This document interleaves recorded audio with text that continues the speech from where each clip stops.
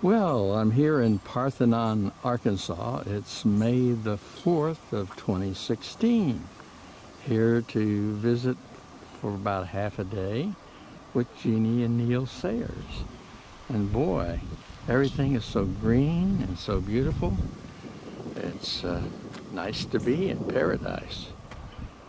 I'm here at the U.S. Parthenon Post Office. Ta-da! Waiting for Jeannie to transfer my stuff over to her pickup. There comes the woman. Ha ha ha ha ha ha ha.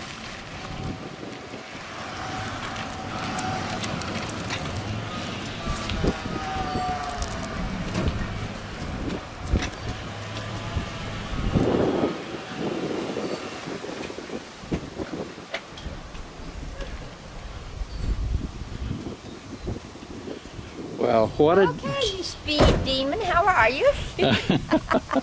Well, I want to get here early enough to be able to visit a little bit. Okay. Used to, Jim, where pointing here was where there was a big giant bog with deep rocks in it and constant water, and you almost had to go through it pretty fast. Or Well, it's on that one and tape now, that you did. now they paid the grader to come in here and build it up so it's all solid ground. That's going to be a koi pond right there? And I've got iris along the front of it, but Okay. Jason's supposed to come out and help me finish hauling rocks. And I got roses and catnip, milkweed, and all sorts of stuff in here. I guess right. And my peonies are down in the steps down there, and that's Okay. our mother elder. I've got a Okay. lilac there.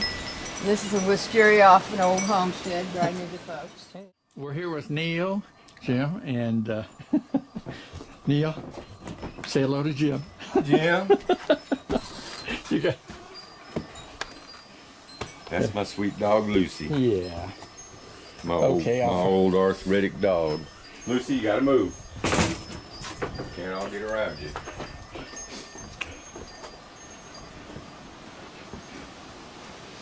Now, Jeannie had some interns up here. Uh-huh. Some young ladies that were, and a young man. And she turned them loose on some hive boxes I had, and they painted some art on it. Yeah. I was so impressed with it, I went and got polyurethane and I sealed it all in so the paints wouldn't wash out over time. Oh. And Jeannie left me here for a few days while she was doing some other business, Uh-huh. and I did these. You did what? This is my boxes I painted. Oh, tell me about these steps, because these steps weren't here the last time. I had a little narrow step. Oh yeah, we had a piece of crap there, just temporary, and now we've got some more permanent ones. These are really wide steps. This top one's not as stable as I want it to be. It needs more work. You'll feel it give a little when you get on it, but it's not going to give out from under you.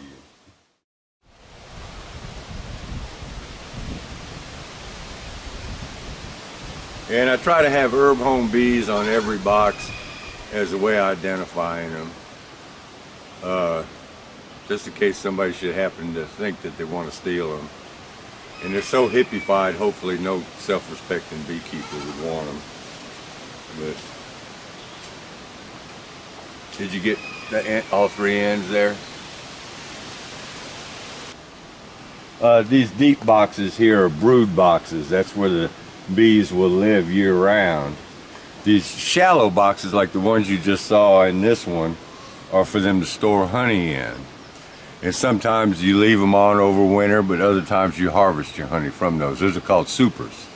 And that's where the honey storage goes. So I kind of tried to do the coolest artwork on the deeps because they're going to be there year-round. Like this one here, I've got coon dogs and a little coon up in the tree and honeybees coming out of a hive over here. Let me get a shot of that.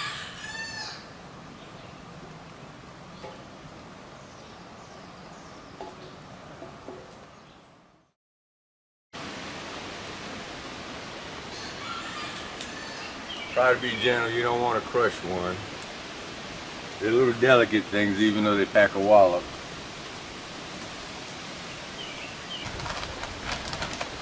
His wounds are all healed up now. So. Was he the one you had to take to the vet? Oh yeah, he was tore up real bad. Yeah. Oh. Yeah, his whole side was ripped open, and the hide was laying down. There was about 6 inches of bare muscle and bone showing, all the way from here down to his abdomen. Man. And he's a long dog, so it was a big wound. And he had another one up here on his neck that was tore open with muscle and sinew exposed. He came close to getting killed by that bar.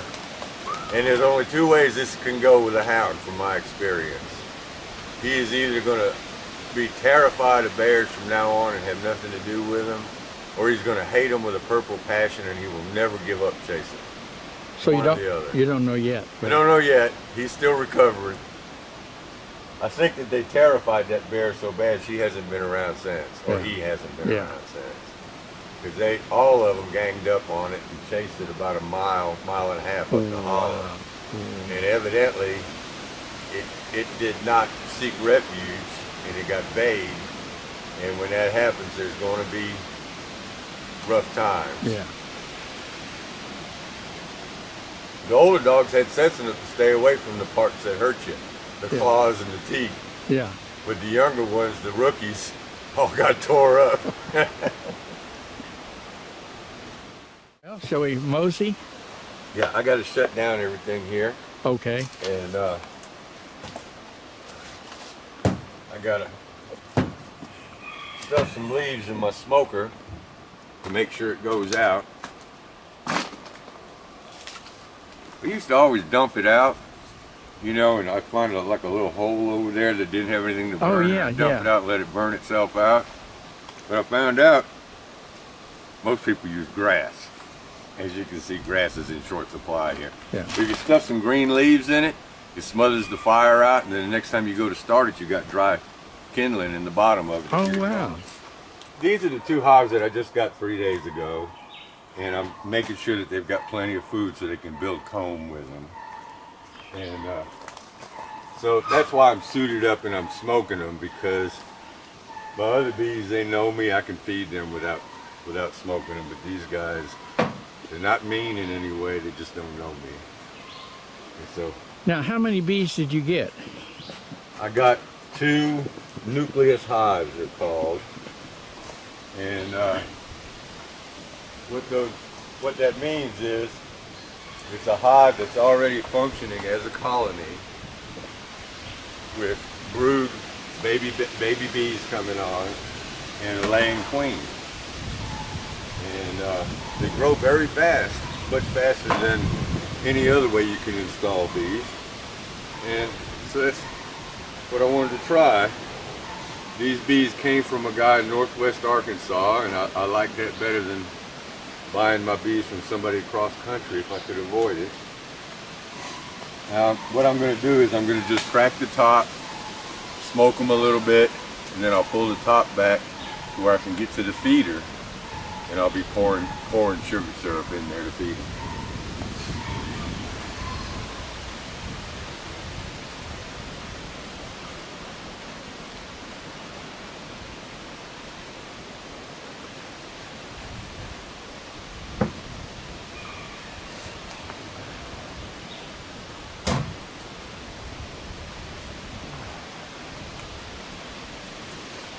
Okay, girls, got some sweet stuff for you here.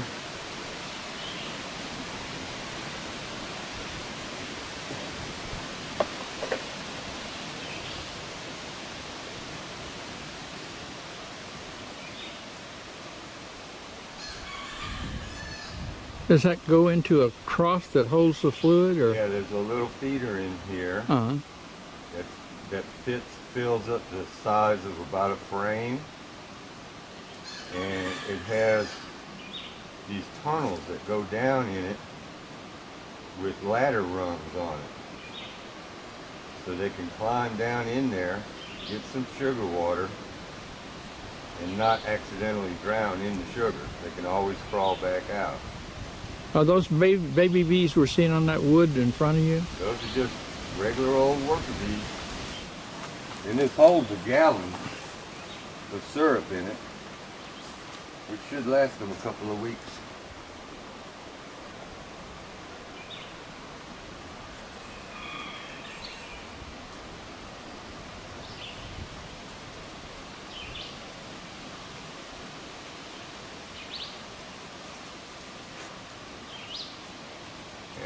little girls. You're all topped off.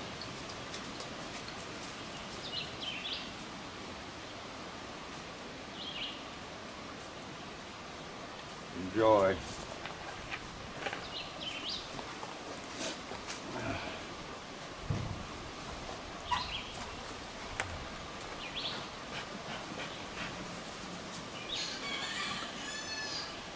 Well, go away, one or the other. Okay. They're done. And they're good for 2 weeks. Since it's nice and warm, Uh-huh. when I get ready to leave, I think I'm going to open up their entrance.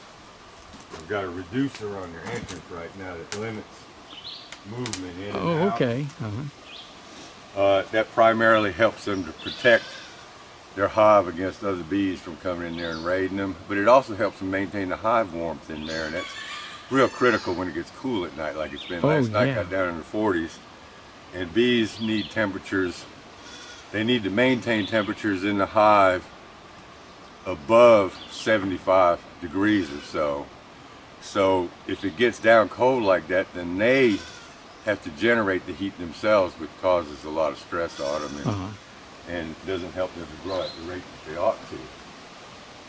I'm going to go over here and feed this one. This is a little more detailed method of feeding because it's jar feeders.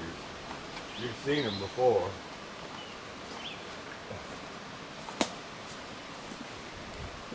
Now, when do you anticipate getting a fair amount of honey from one of these, any of these? This one here ought to produce honey this year, and I ought to be able to make more hives with it soon. I'm planning on splitting it into at least 2 or 3 hives. Oh, okay. Soon, within the next month. And this one over here, I'm just hoping they build up strong enough to put up enough honey to get through the winter. First year is always critical, and then after that, you pretty much let them rock, you know. Yeah.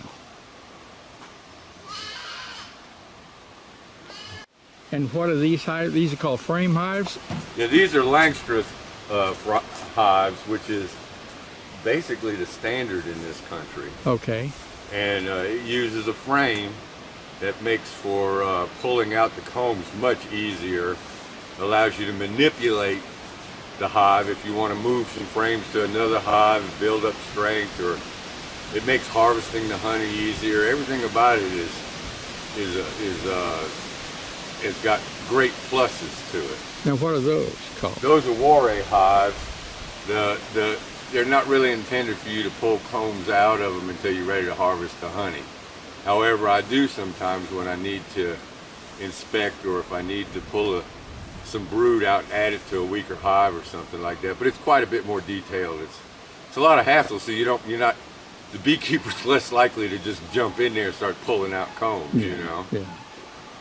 And the theory behind this Warray hive that's supposedly a plus is that it's less likely for you to be jumping in there and bothering the bees, because every time you do bother them, you set them back a bit.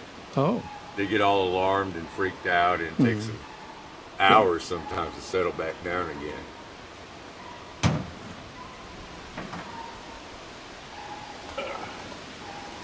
These are old truck toolboxes here, Ken, that I repurposed to store all my bee yard equipment in here. Very cool. That way it's not underfoot my poor wife, and it's not clogging up room in my small little tool shed that I've got that's not really big enough for it all. Now, what's the ratio in sugar water? What I'm feeding is 1-to-1 sugar water. Okay.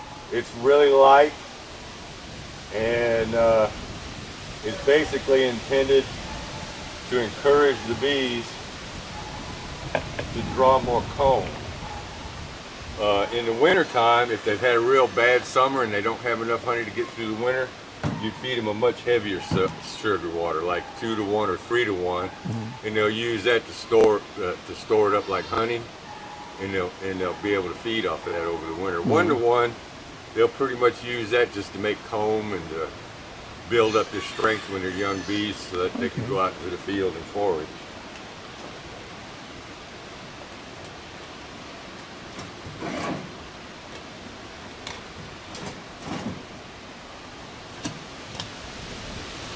I think I showed you the hole pattern in the top of these in a previous video that you did. Tomorrow it started. Tomorrow I'm doing a full inspection on this because the man who sold me these hives feels like I need to replace this queen, that she's not up to par. So I got to go in there and find that queen, get her out of there, and get ready to add another queen probably within the next couple of days. Where's that other queen coming from? It comes from Fable. Oh. He's going to put it in the mail probably today.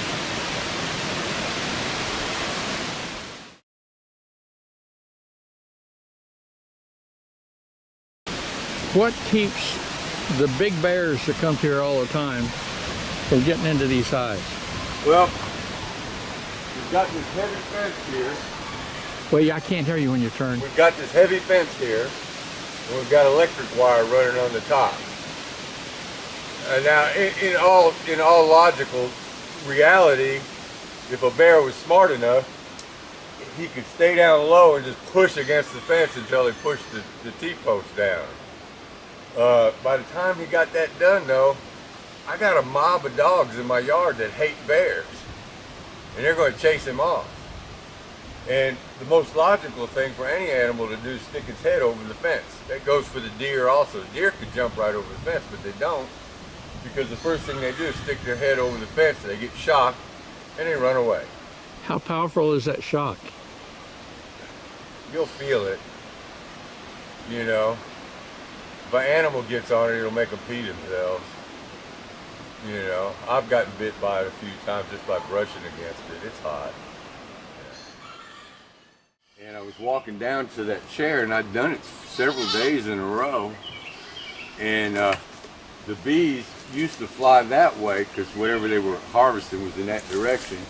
And suddenly they found something off in that direction the day before. And so I was just walking down that little trail I had right there, and one ran right into my head and like skidded underneath my glasses, got trapped, and panicked. Oh. It stung me right here on my temple. Oh. Of course, then I swatted at it, and my glasses flew, and it wasn't pretty, you know. So I ended up taking the chair and moving it around down here where I could walk around the back and the back of the hives instead of in their flyaway. Because the little bee meant me no harm. It was just, she just panicked. If you trap one, they will sting. Oh yeah. They're little delicate things, even though they pack a wallop.